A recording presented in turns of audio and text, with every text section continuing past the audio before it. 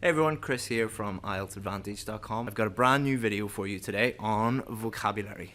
Let me get you sat down here and I can tell you what we're going to do today. So what we're going to do today is a video on high level, band 9, less common vocabulary. Many of you ask this, many of you say that you know what this is.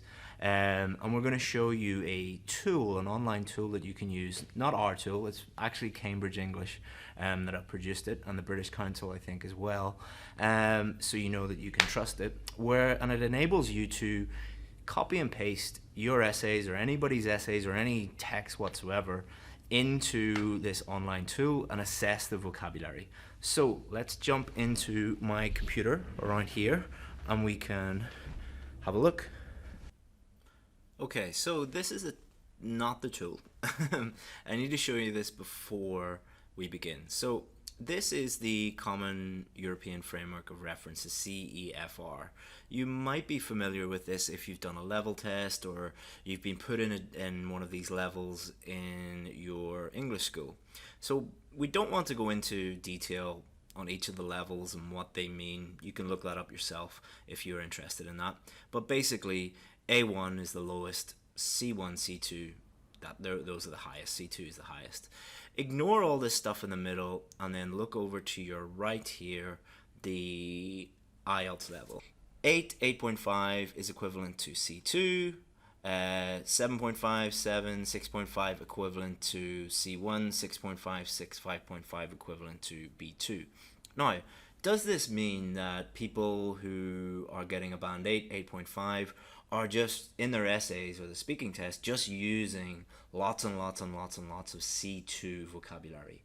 Does most of their vocabulary correspond with this level or not? It's something that you really need to understand if you are hoping to get one of these higher levels. Because if you misunderstand what you're supposed to do in the test, if you don't understand what the examiners want, then you won't be able to give it to them. So the tool that I'm going to show you is on this website called English Profile. So if we click into englishprofile.org, and it's created by Cambridge English, British Council, University of Cambridge. You know, obviously you can trust it if it's made by these organizations. And the thing that we want to look at is English Vocabulary Profile and then Text Inspector. Okay, so what is Text Inspector? Very simply, you can copy and paste any text. So that could be your essay, someone else's essay, a journal, a magazine article, whatever. Just paste it in here, click Start Workflow, and it will analyze the vocabulary and it will break it down. So this is what it looks like. So what I've done is I have put in one of my essays into it, and what it does is it categorizes all the different words, A1, A2, B1, B2, C1, C2, and there's some unlisted that it doesn't recognize. So basically it tells you all the words, the basic words you're using, and the higher level words that you're using. But the interesting thing is when it breaks it down, this bar chart here. So if you look at my essay, nearly 40% A1, A2, like well over half of my words are A1, A2, the lower level words. 17% B1, B2, so 30% are kind of in the middle, and then the higher level words, just 6%. So when I showed this to my VIP students, some of them said, oh, does that mean that your essay isn't very good? Because they saw that, you know, the vast majority of the words that I used were these lower level words. And they said, well, teacher, if you're using only 6%, that means that your essay isn't very good. Okay, so I'm very open to criticism. There's no problem and I actually enjoy it when my students and I have these kind of debates, because it normally leads to very eye-opening conclusions when we finish. So what I did was I got an article from the Harvard Business Review. So it's called A Blueprint for Digital Companies Financial Reporting.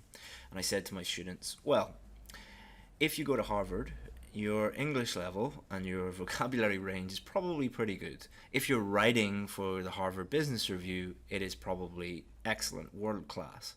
So what I've done is I copied and pasted the 3 paragraphs at the beginning, and I put it in here, and it categorized all these different words.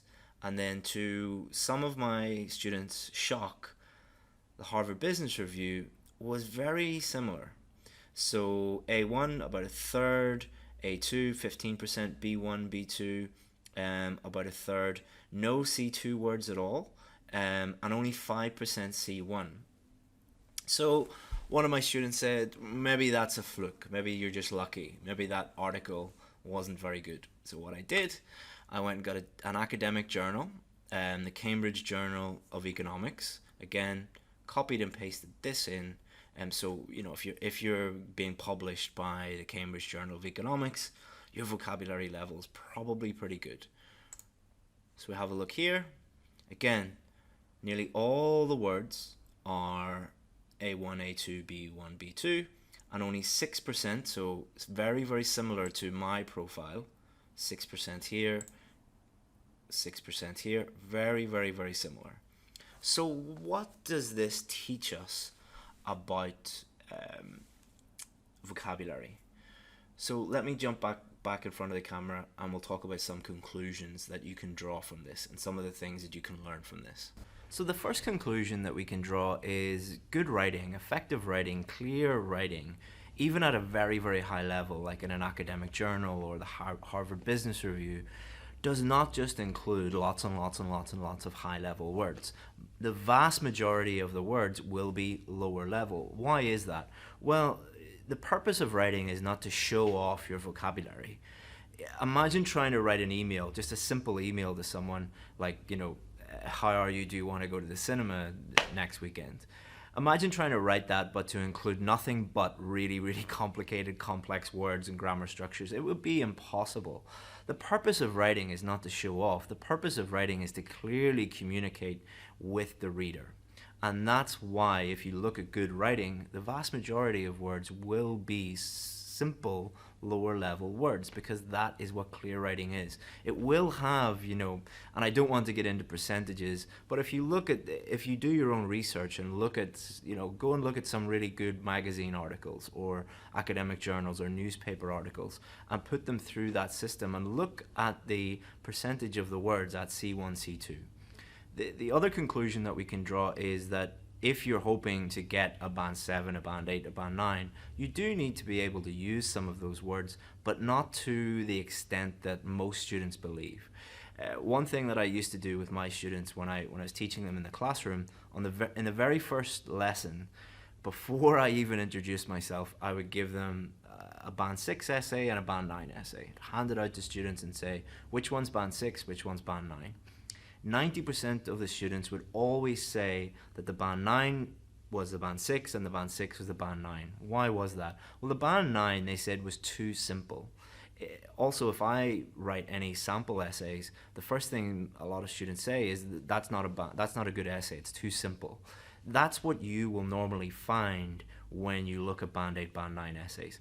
The vast majority of the language will be simple. They will have a sprinkling of some of the higher level words, but they will use those words correctly. And that's the third conclusion that we can draw from this.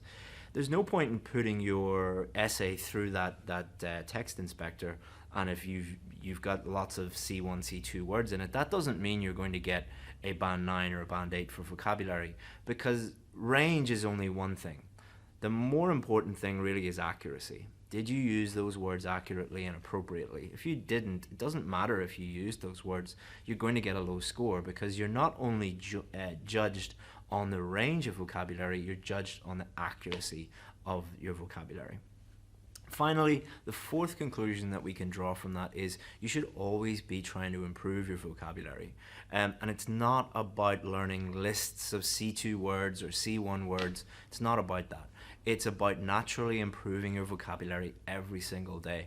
And I will put a link below in the description for this video that will give you a free copy of my vocabulary improvement plan, which will teach you exactly what to do. It's a free ebook that you can download and have a look there. Hopefully you found that video interesting. Check it out, play around with the text inspector. It's really interesting. Maybe it's interesting for me because I'm an English teacher and I'm always interested in that type of thing, but it is interesting. Stick your essays into it, play around with it, maybe bring it to class, and if you have it on your phone you could put your friends' essays into it and have a look. It's always really interesting, but remember, it is not just about having lots of C1, C2 words. It's about using those words appropriately and accurately, and more importantly, doing the basics correctly. Getting the A1, the A2, the B1, the B2 words correct, as much as focusing on the C1, C2 words. Learn how to walk before you can run. Thanks very much, guys. See you soon. Bye-bye.